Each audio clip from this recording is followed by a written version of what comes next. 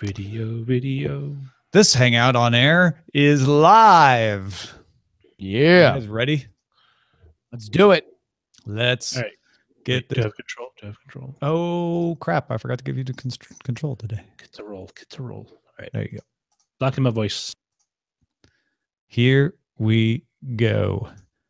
Daily Tech News Show is powered by you. To find out more, head to dailytechnewsshow.com/support. This is the Daily Tech News for Thursday, September 14th, 2017. I'm Tom Merritt. Joining me today, Justin Robert Young. How the heck are you, Justin? Oh, always good to be on the show, Tom.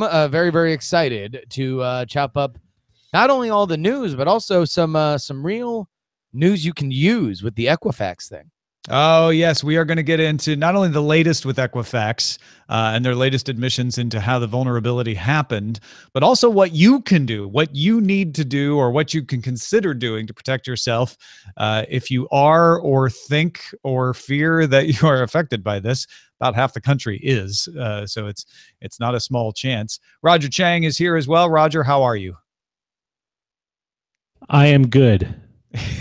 Yes. We were actually having a lovely discussion about optics and tech companies and government contracts. So if you're a Patreon, you'll get to hear all that fun stuff.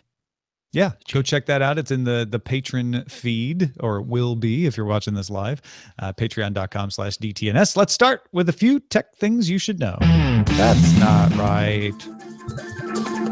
Google has announced an event for October 4th, expected to be new Pixel phones.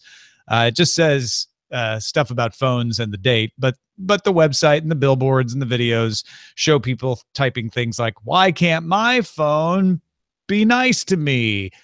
Stuff like that.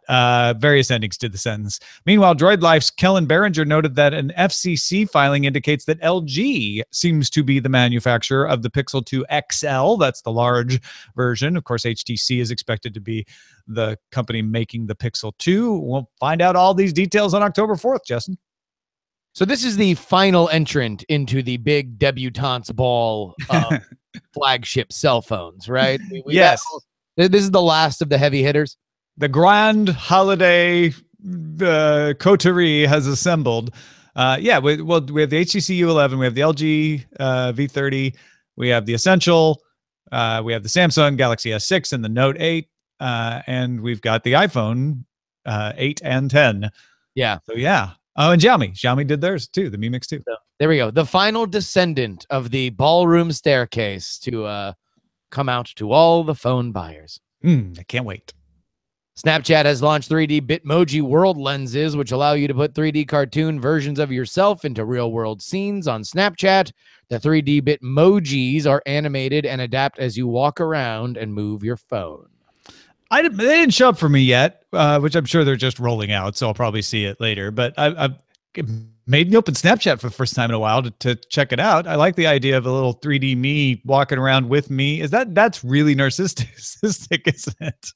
Well, I mean, listen, Bitmojis are always very fun because they add that little extra, you know, it gives you a little bit of that, I just Photoshopped this feeling without any of the work, because they do a great job of, you know, making these great moments of explosion and emotion. But, you know, this is the next step forward on the dancing hot dog. Right? It's Snapchat's answer to Animojis, right? Yes and no. I mean, this is almost more of an answer to Pokemon Go's, you know, kind of AR. Have you gotten one yet? Because I'm curious exactly how they work. I have not, although I did see a guest on DTNS and a Business Insider gadget editor, Steve Kovac, took a red eye from San Francisco to New York, and then had his little Bitmoji. Bitmoji Steve Kovac hanging out with him. Nice. Just a little old Lil Coves just drinking his coffee today. So I did see one posted somewhere. So it doesn't turn him into the Bitmoji. It just shows up. No, it's another little sprite that like a mini me. Effectively it's Pokemon Go. It is whatever that little Pokemon right in front of your field of vision. Mini me. Putting big tech companies in charge of what we should be allowed to see has blown back a little on YouTube in 2 instances this week. YouTube has pulled a channel that posted North Korean state television programming over fears that it might be controlled by the North Korean government. And if it was, that would violate U.S. sanctions. And companies are getting a lot of pressure to take responsibility for what's on their platform. So they yanked that. And the experts who analyze North Korea are a little upset because this was a useful resource in monitoring the country. It was an easy way to see what North Korea is saying about itself, which is important for analysts. YouTube also pulled an Estonian-Latvian animated short film, Villa Antropov, for violating its nudity policy. There's brief drawn nudity in the short film. This film, however, won an award at the 2012 Krakow Film Festival and was nominated for the best short film at the European Film Awards. And supposedly a little nudity is okay in artistic situations, according to YouTube, but whoever reviewed this one didn't think it was. Now, they could dispute this and get it restored, but the folks behind the film said, we're not going to argue with them. We're just going to leave it off and go to Vimeo. Yeah, YouTube continues to have these kind of stories hit the press, and who knows how much the tail is wagging the dog in terms of their stepping up demonetization and stuff like that, whether or not these stories are just going to pop up more often than they would before.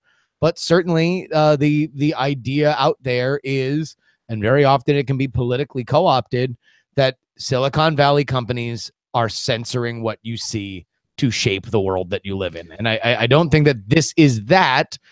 There seem to be at least rules that they have previously set up, or they're obeying with rules that they have to by law comply by. But, certainly this story is out there. This narrative has been set. Well, and I've seen a lot of people saying, YouTube is silencing whatever this point of view I agree with by demonetizing them. And I've dismissed most of those because I'm like, YouTube silences people all the time. DTNS gets things against it all the time because the bot mistakenly thinks we had copyrighted material. And lately, because it thinks there's offensive material in DTNS. I've disputed a half dozen of these over the past month, and I didn't pay it no never mind because I'm like, that's the way YouTube works. It's got a crappy bot that misidentifies things all the time, and you just have to dispute it and get on with your life. But these two in particular, I caught my eye because they were different. This is an award-winning film, so it should have been caught by a reviewer that says, oh yeah, no, that should definitely be an exception. And yet whoever reviewed this passed it along through, and also with the North Korean state television. Now, maybe the short film wasn't reviewed by a human. Maybe it was a small enough channel that it didn't get reviewed. I don't know. Yeah. And that, I think, is the larger and more consistent problem with YouTube, is that their decisions are mechanical, and their changes or revisions to the decisions are far too slow and impersonal. And sometimes, listen, it's a gigantic company that has to make a lot of these, but that has always been sort of the pushback to YouTube. And they are putting machine learning into play for things like extremist videos and terrorist videos. So I'm sure eventually they will roll that out more broadly, and maybe that will finally improve the Content ID bot. I don't know. Meanwhile, freelance video editor Keith Krimble emailed Craig Federighi with some questions about Apple's Face ID. Federighi responded, saying Face ID should work with most sunglasses. He also said that it would be hard for someone to unlock your phone by pointing it at you. You have to stare at the phone or it won't unlock. Plus, if you grip the buttons on both sides of the phone, it temporarily disables Face ID. Yeah. So, okay. I have,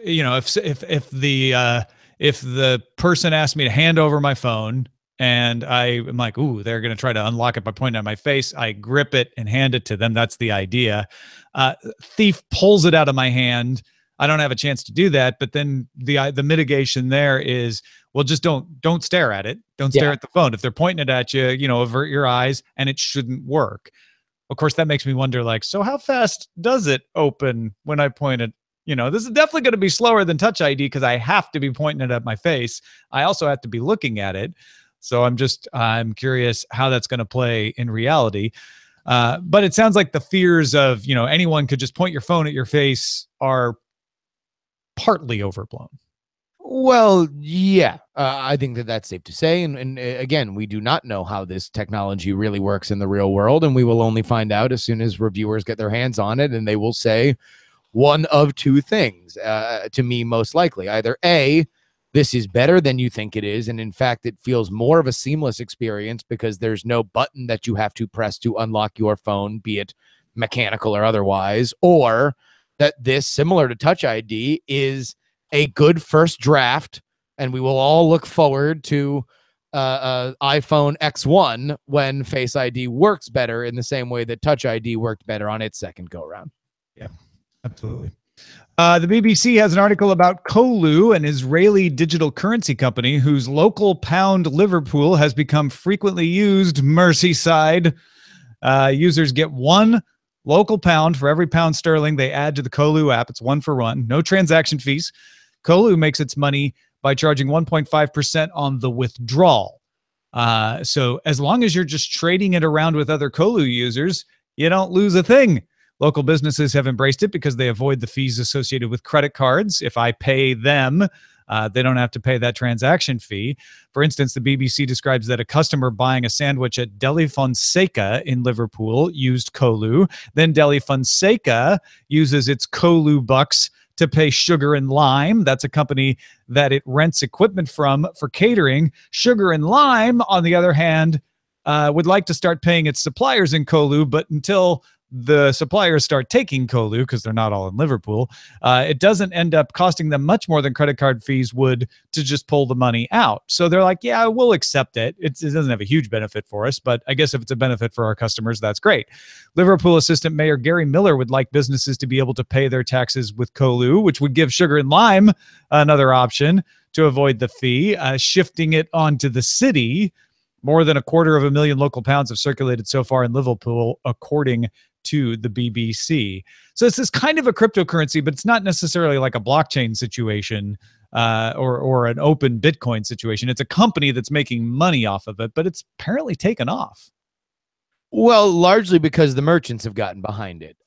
We saw this situation with Apple Pay and Samsung Pay, all these NFC Pay situations that, some of the bigger volume convenience stores pushed back against it because they hoped that as technology shifts, they would have the ability to save millions of dollars in credit card transaction fees. And they were upset with the idea that if technology would give a new easy way to pay, that they were still tied to credit cards. This, on the other hand, is exactly what they would want, that they would want you to effectively change your money into Disney dollars and you can pay to anybody that uses it. This is also a great little case of adoption, that how much things get going if all of a sudden everywhere you go takes it. Yeah. And it's a little bit better than things like Disney dollars or Xbox bucks because you can pull the money back out.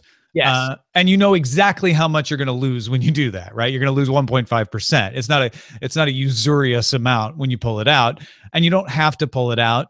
And the more people that can figure out how to use it, the less chance you're going to have to actually pay that 1.5%. Gary Miller is actually talking about paying employees in these Liverpool pounds. I'm not sure if he'll be able to get the city council on board with that, but the idea is, wow, this is something that's no longer theoretical. This is actually catching on with a significant population. I'm not saying that all of Liverpool is using this, but enough are that it caught the BBC's eye, and that it works for places like Deli Fonseca and Sugar and Lime. So I wonder if there isn't a better way to do it. I mean, granted, the Israeli company behind this has got a lot of venture capital, and they're saying, hey, we're the next Uber. We're going to make this happen in other places. They're doing it in 2 locations in Israel as well. But what if a city implemented this and said, hey, we'll take the hit on the cost of running it, but just keep all the money locally? Because the one thing about Kolu is you can't sign up if you're a chain like Starbucks. So it is. Yeah. I mean, I don't know. The other thing about this, though, is like exactly how different is it from PayPal? I mean, that's like saying, how different is Facebook from Twitter? They're both social networks. There's differences in the way they operate and in the perceptions and the use of them. Yeah, I'm not saying they're the same, but I would like to kind of explore, because if you're PayPal, you're like, hey, do this now. Put pay with PayPal in your window. Congratulations, 0 transaction fees.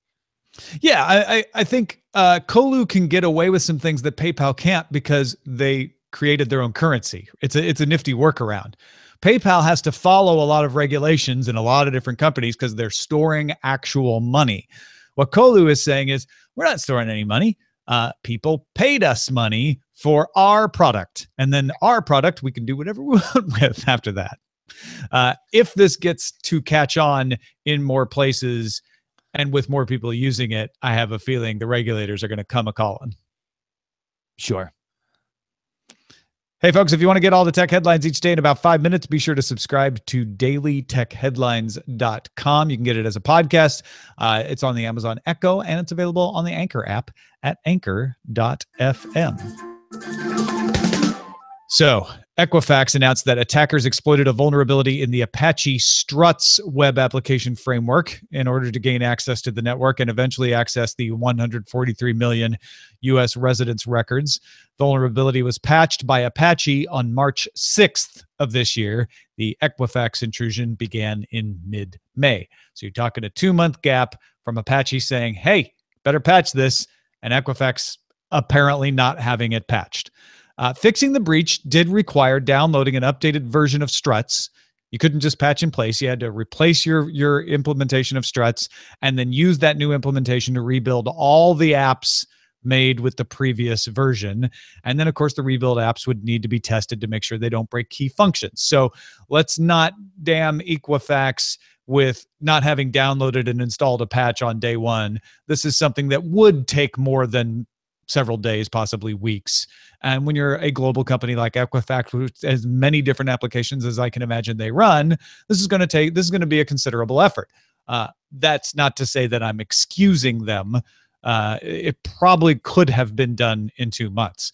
In a separate discovery, researchers at Hold Security discovered an online portal for Argentinian employees, allowed the user ID admin and the password admin to gain entry to the online portal, which is very bad security. The portal was taken offline by Equifax after being alerted by Krebs on security. You put this with all of the little missteps with their WordPress site that they put up for people to check if they're vulnerable and sign up for Trusted ID, and you really get the impression that Equifax doesn't have a completely competent security team.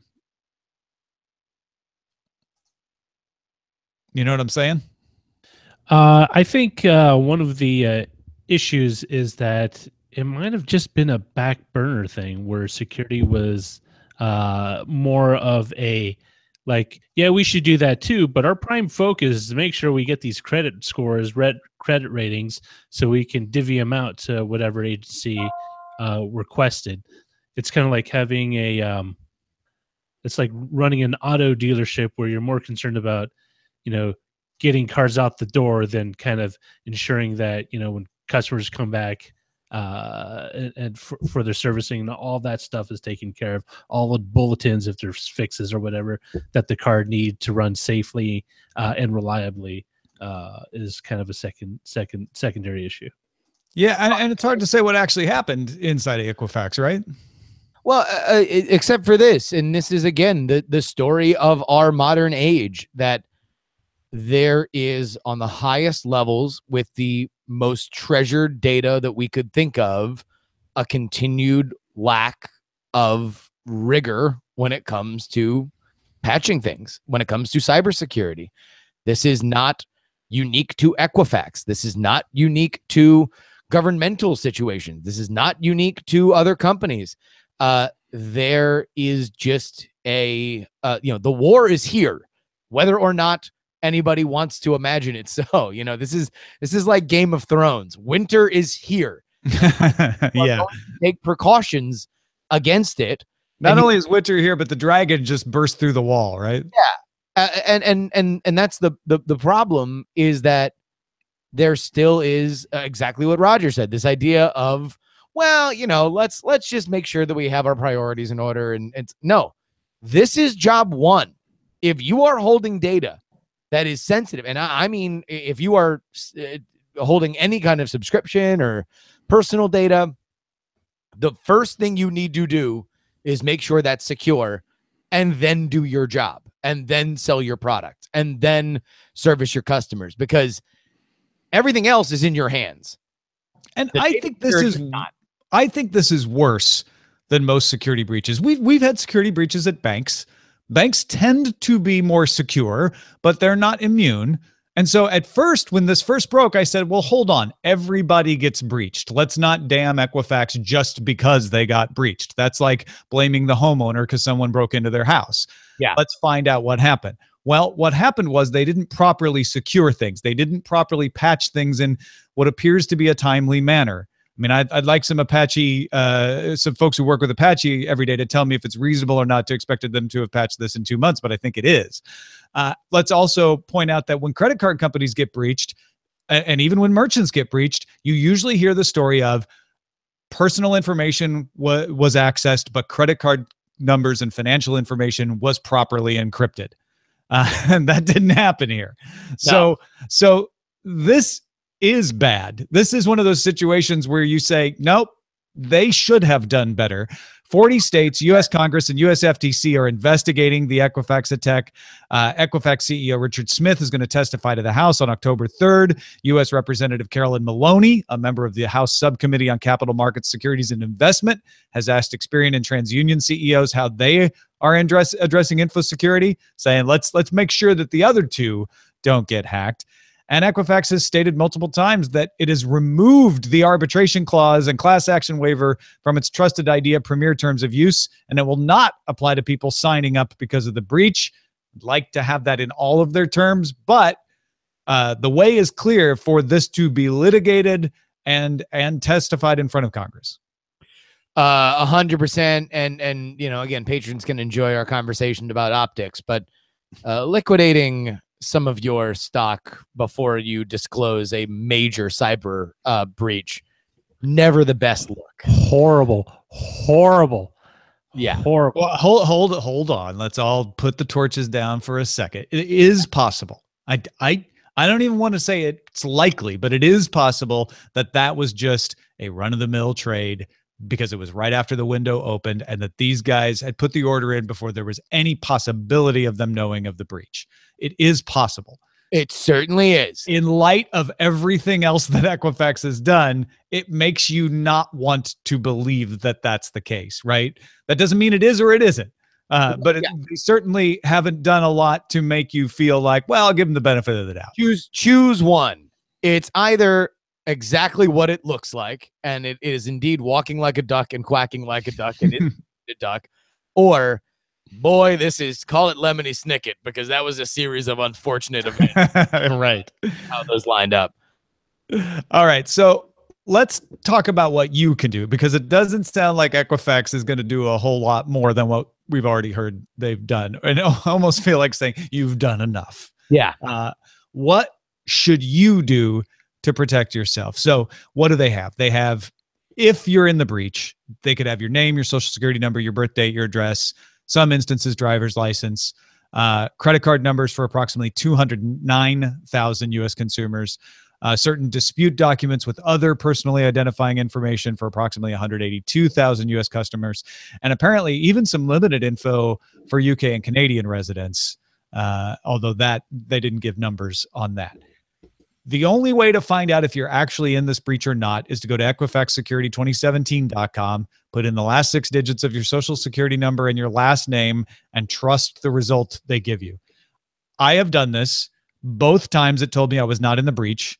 I have heard from people I know that they put in their information the same way twice and got 2 different results, and I've seen other reports about that. So there is something slightly unreliable about this, and I don't have an explanation for it, but it's the only way to find out for sure.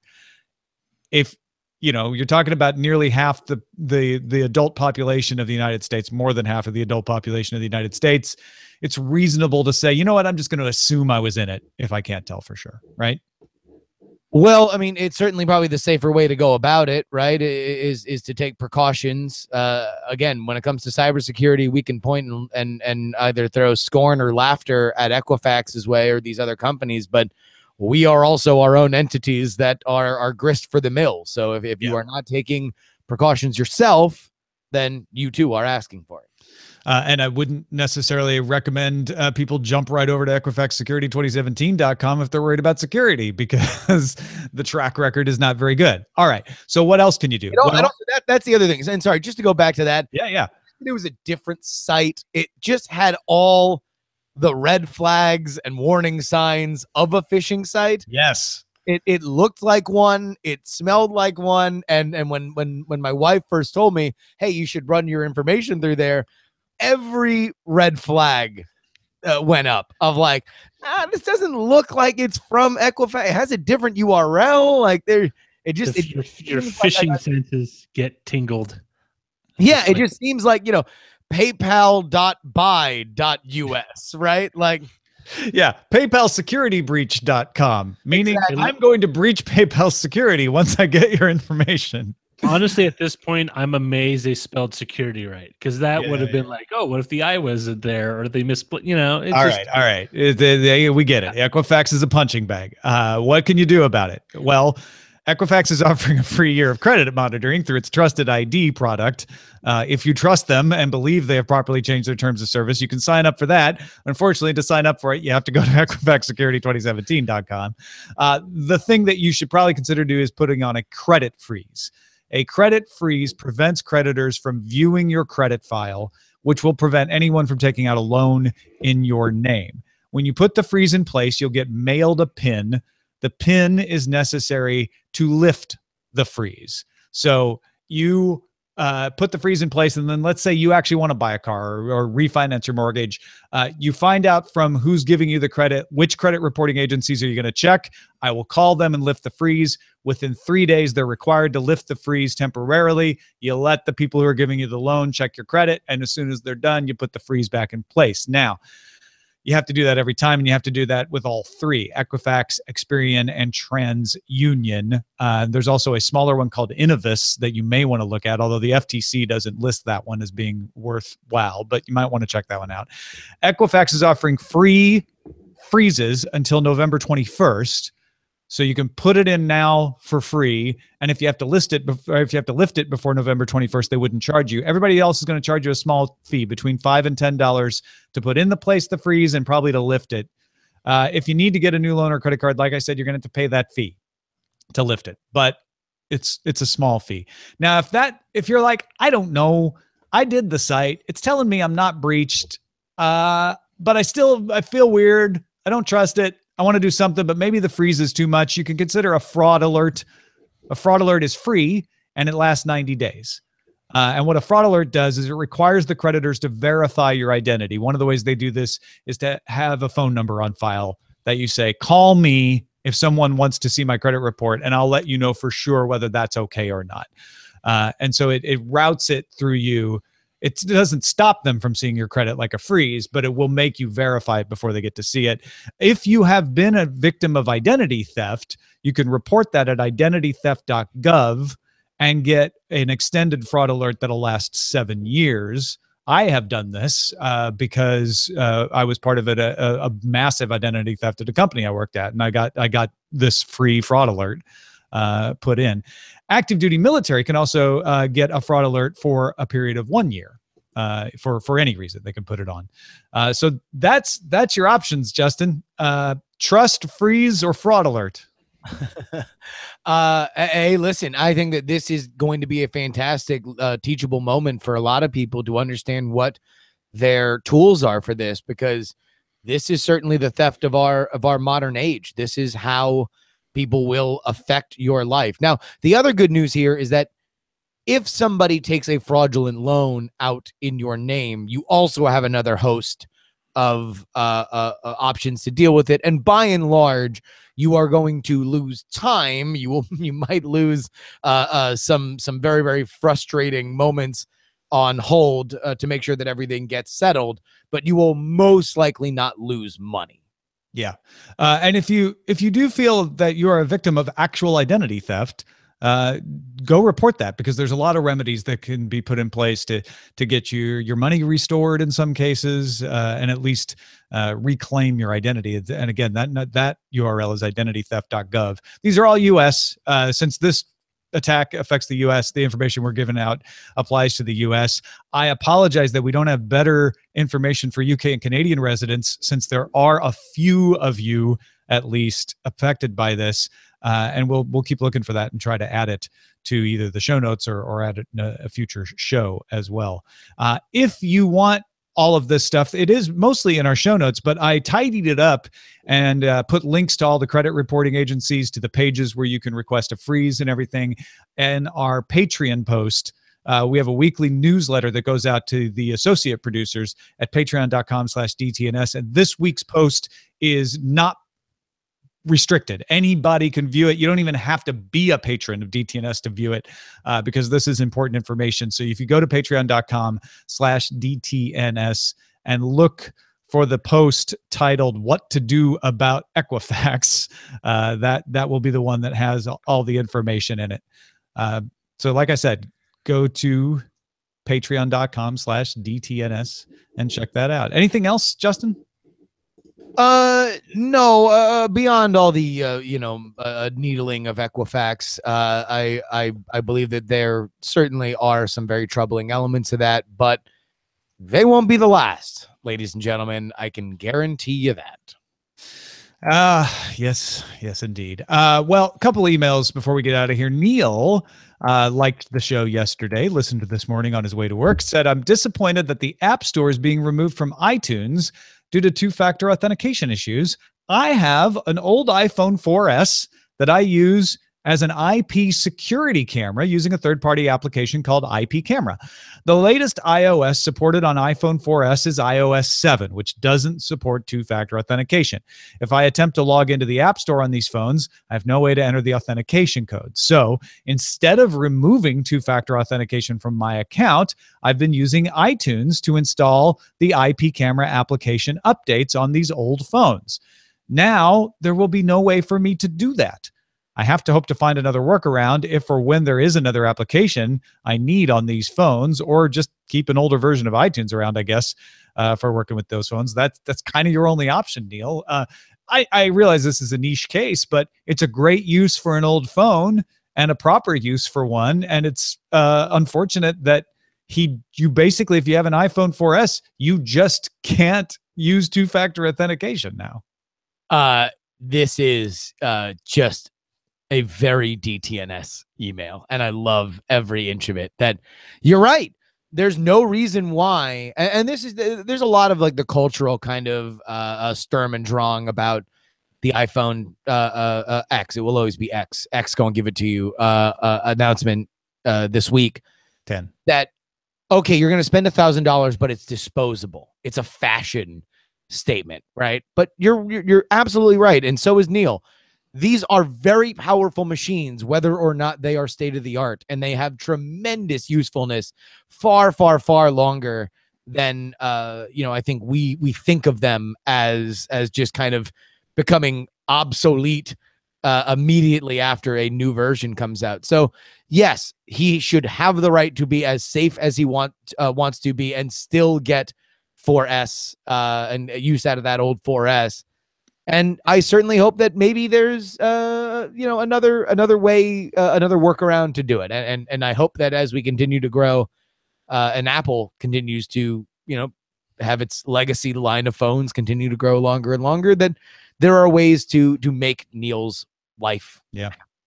Best one is probably just keeping that old version of iTunes around for a while. But again, after a while, that's risky because it's buggy and the security vulnerabilities of its own and stuff.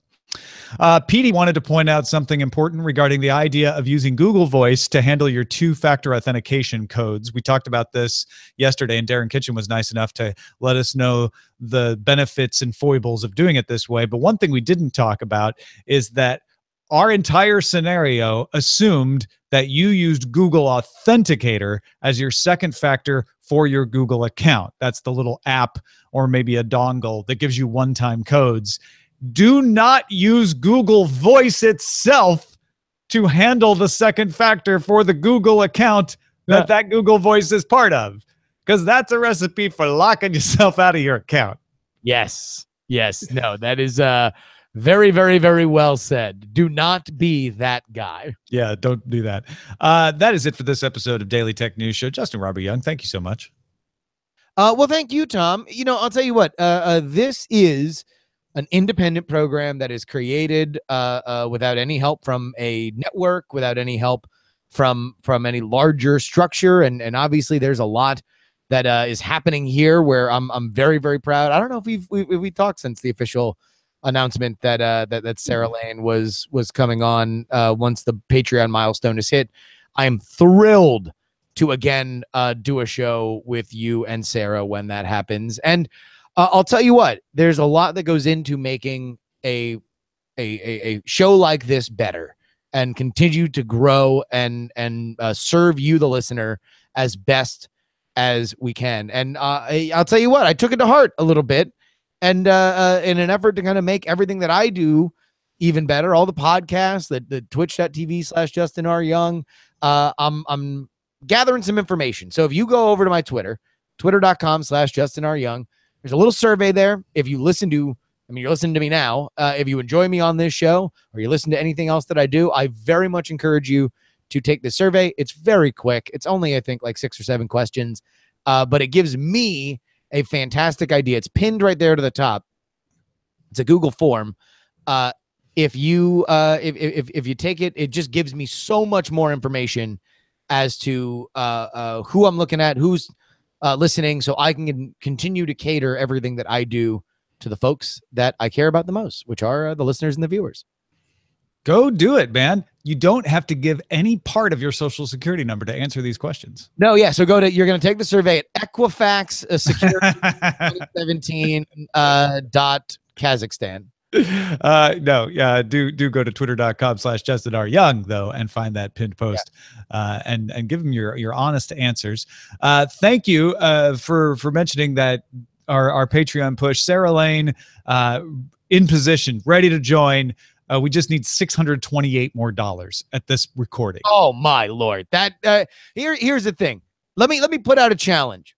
If you listen to this show and you have not already adjusted your Patreon and you got a tip that will make your life safer in terms of a credit freeze or figuring out a financial way that you can protect you, your business, your family, and your children, then just consider if you got out of it, just raising your Patreon or coming on to Patreon at $1 a month.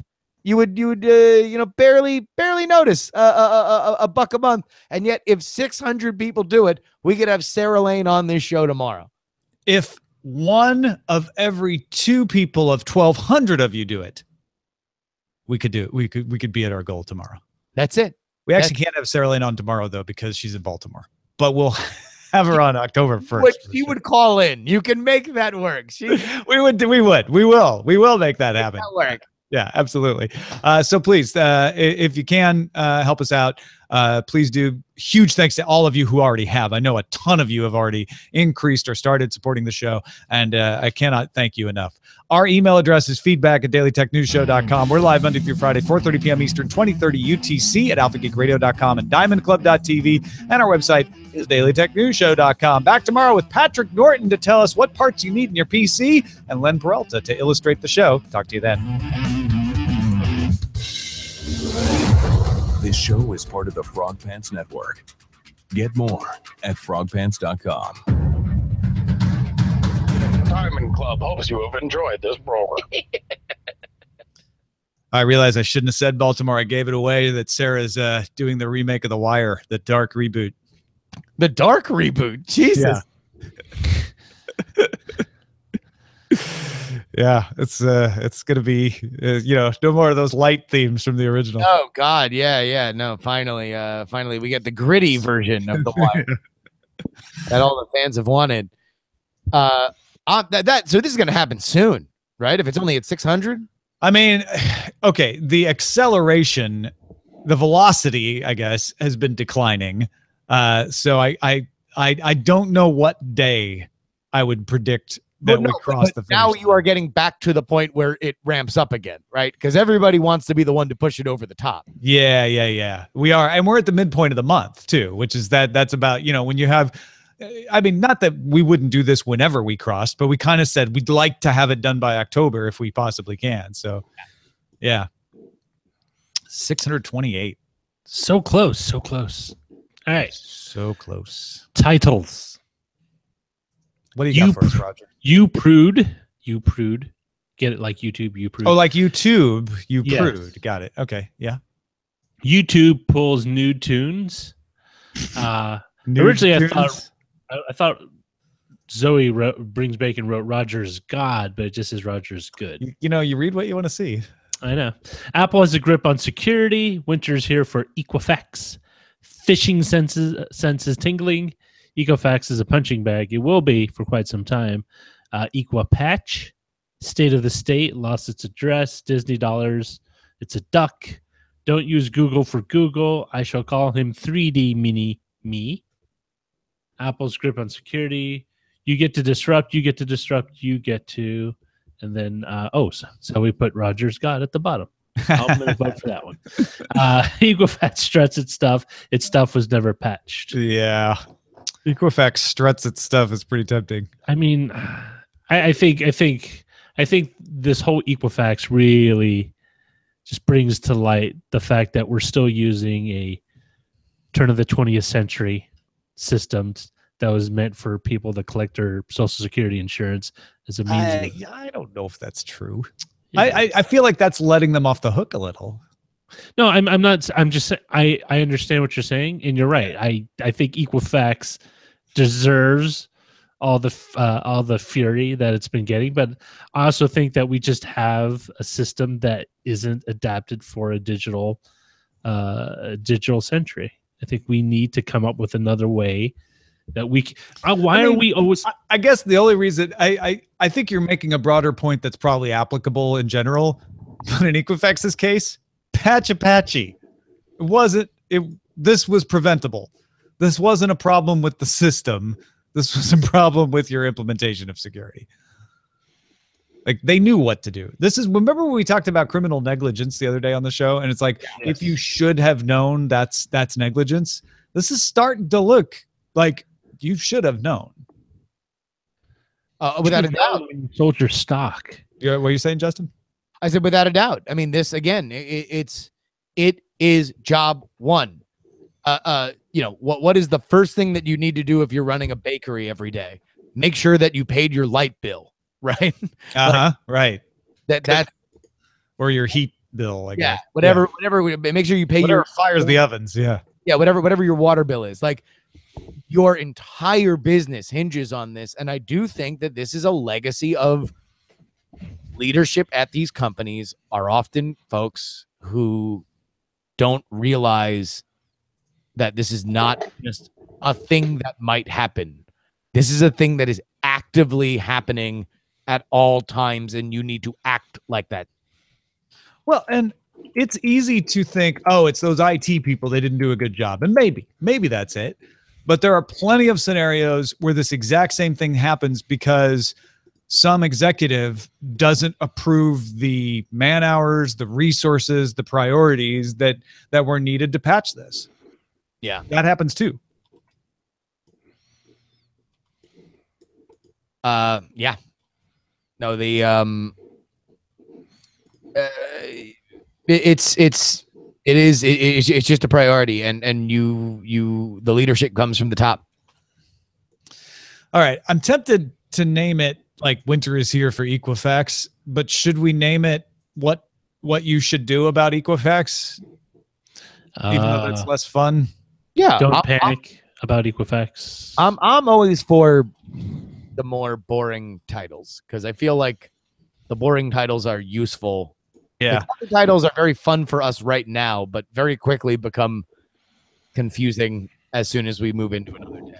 Well, and I feel like a lot of times our show is full of so many different things that it kind of doesn't matter what we call it, right? But today there's something particularly of use to people, so I'm with you. What you should do about Equifax or Equifax or Equifax. Equifax, Facts. So That's pretty ironic, good. since I've been using their credit monitoring service for like a number of years. Makes it all even more awkward. Last time I moved, I needed a credit report, to show landlords, and I used TransUnion. They were the cheap one. They were the most affordable. Yeah. Well, it's interesting because all three of the services allow, if you pay for the credit monitoring, allow you to lock your credit from them. But Equifax and TransUnion have a thing where if you pay extras like $10, an extra $10, you can lock a TransUnion or Equifax from each other's service. So you can Equifax said they were working on an offering to let you freeze all three through them, but they didn't have any other details about it yet. Yeah, surprise. No well, details. They didn't say whether it'd be free or not either. Equifax. You know what? Sounds like facts. Equifax. Yeah, I mean, credit monitoring is good, but it just lets you know if someone opens an account. Freezing your credit really helps, but it also, you have to be on it if you're, like what you've said, if you're trying to get a home loan or even a car loan. Yeah. Or a new credit card. New credit card. Yeah. You're Equifaxed otherwise. Oh, stop. It was just one of those Equifax ups that happened. Experian, TransUnion, Equifax all carry the same information. No, they don't. Have you ever compared your three? I compared TransUnion and Equifax. I have different information in all three of mine. That's because I'm not real. I'm surprised. My information is pretty similar across all three. And you're a much more consistent person. You've also moved less. I think that I moved less, but I also have a lot more loans than you do under my name. You have more what?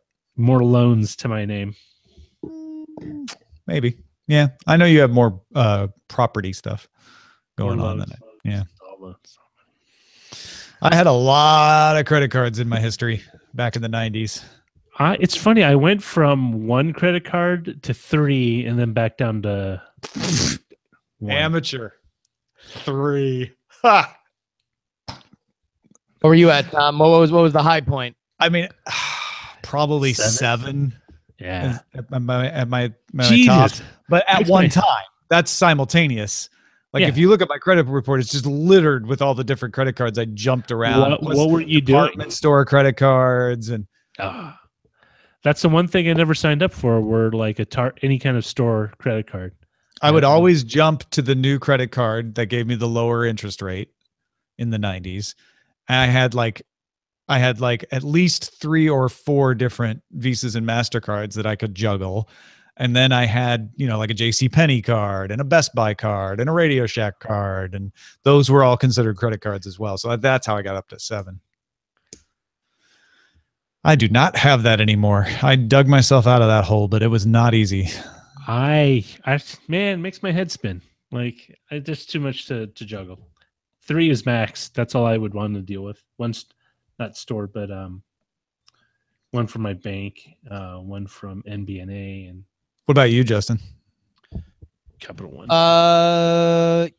I never really had a problem with credit cards, although it was a credit line that I wound up having a problem with. That was my overdraft credit line at HSBC. And definitely ran up, I think, at its worst, about $7,000 worth of debt on that. And then I paid that off as I, kind of just had more money. Got wiser. I had a good $10,000 of credit card debt because I would also pay off one credit card with the other credit card, right? Yeah. Did that little shell game with myself. And then when I got the job at ZDTV is when I finally buckled down and just started paying it off. Because I had learned to live on nothing in Austin. And then I actually got paid a decent salary, even though it was a costlier place to live. So I just was like, you know what? I don't have this extra money. I'm going to live the same way I did and just shovel that all at the credit card. Oh, my wife is that way. It's like, it's going to pay that off. Yeah. Well, now I pay it off. I don't let it revolve. Yeah, no, I pay it all. I actually have really good credit now because I was able to keep the credit card that I used to book all my travel for the Go game in my name. Oh, nice. So that helped. Yeah, I bet. So that helped help with my credit. Although it shouldn't, should it? Right? Like that's Yeah. a vulnerability. That's a weakness in the system. Yeah. I mean, I just got paid on the other side of all these you know. I mean, I guess it shows some responsibility because you had to pay it. You had to go through the motions of paying it. You could have been taking the money from one side and not paying it. Oh yeah, no, but it was amazing. I had the United Club card, right? Mm-hmm.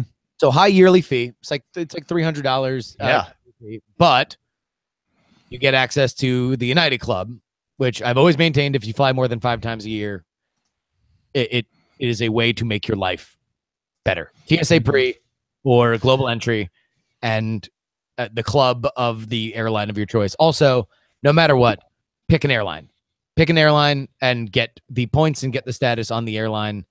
It is ultimately worth more to you than either flying a budget carrier that doesn't have those reward systems or jumping around to the best price and saving $30-$40. This is if you fly, like you say, 5 times or more. 5 times a year. Yeah. We're not talking about the person who flies home for Christmas and just wants a bargain. No. Yeah. If you don't fly all that much, then it's not going to be that worth it. Or, a lot of these credit cards for if you only fly 2 or 3 times a year, then you probably know where you're going to fly reliably each year. You can figure out which airline goes there the most often at the price that is the best for you. Get their credit card. And a lot of times their credit cards come along, like United's credit card comes along with 2 free United Club passes. Right.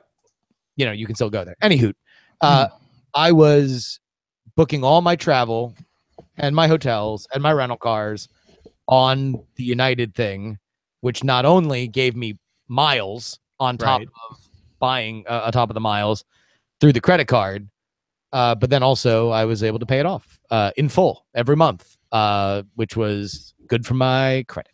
Yes, indeed you do. I pay most of it off. I unfortunately always have like $100 or something that goes over to the That's next actually one. not terrible.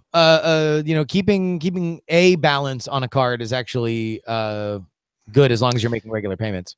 Yeah, I pay at least 90, if not like 95% of the card. The reason is I pay all my bills off my credit card because I'm very reluctant to attach my bank account to anything that auto pays.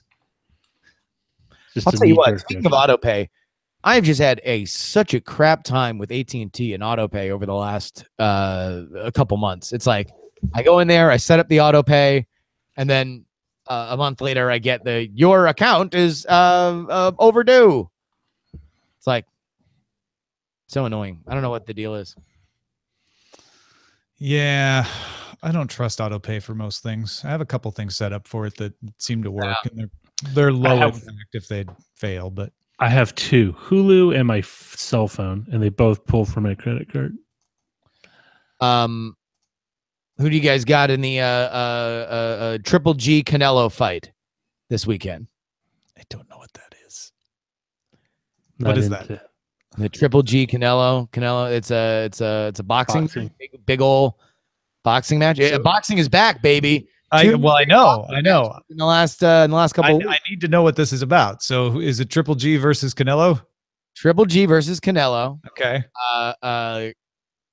Triple G, probably one of the more exciting boxers over the last couple of years. Kazakhstani doesn't look like the most physically imposing person on the planet, and yet has so hard. His punches land so hard. You can just watch the YouTubes of him. He just collapses his opponents. It is kind of stunning to watch. Meanwhile, Canelo Alvarez is the Mexican, probably the most hyped Mexican fighter since De La Hoya. He's a big guy, pretty boy. Well, wound up fighting Floyd Mayweather earlier in his career and losing. But now in his prime, he goes up against the Kazakhstani fighter Triple G, Gennady something Golovkin. So nobody can pronounce his name, so I just call him Triple G. Gennady, maybe is it? Gennady something Golovkin is his name. I can look it up. Gennady Golovkin. Yeah. Oh, Gennady Gennadyevich. Gennadyevich just means son of Gennady, so his dad was named Gennady too. Gennady Gennadyevich Golovkin, Triple G. Triple G from Kazakhstan. From Kazakhstan. The great Kazakhstan. He's Kazakhstanov. But yeah, I'm gonna go Triple G. I think. I was leaning Canelo. Yeah. Because I'm pro Mexico. De La Hoya was a golden age, but you're right. He's a little bit of a pretty boy. Yep. It's no disrespect meant by that. Gennady just seems like a little bit more of the underdog in this match. He's kind of goofy. He's earnest. Yeah. Kind of goofy. He after a fight, once and they said, like, do you have any thoughts leaving? Being done with the fight. He said, yes, I want a steak. I kind of love that. He's from Karaganda, Kazakhstan. Yes. It should be. This is going to be, of the two fights, they kind of split the difference of being the biggest fight ever. In that one, Mayweather McGregor had all the hype, all the pomp, all the circumstance, all the racially troubling dialect, and really a kind of fairly middling a fight where the expectations were set so impossibly low that the fact that it was barely competent was a shock and delight to everybody. This is probably, I mean, you almost hate to say it, but this might be the last of the boxing mega fights. There's just no more stars. These are two of the last kind of stars that have continued to win, which is an important thing in boxing, because if you're Adrian Bronner or something like that, who is good, but he just kept losing. So he had. So is that an issue of just not having that they could remedy by just training new fighters, a new generation, or no? Well, the problem is this: boxing is not run by any kind of central organization, and the money, as soon as the money got so big per pay-per-view, the onus of making the best fight kind of went away, because why risk killing your golden goose for one big payday when you can have 4 fights at 75% the payday, right? And just fight people that nobody wants these guys to see, or continue to obscure whether or not they're good.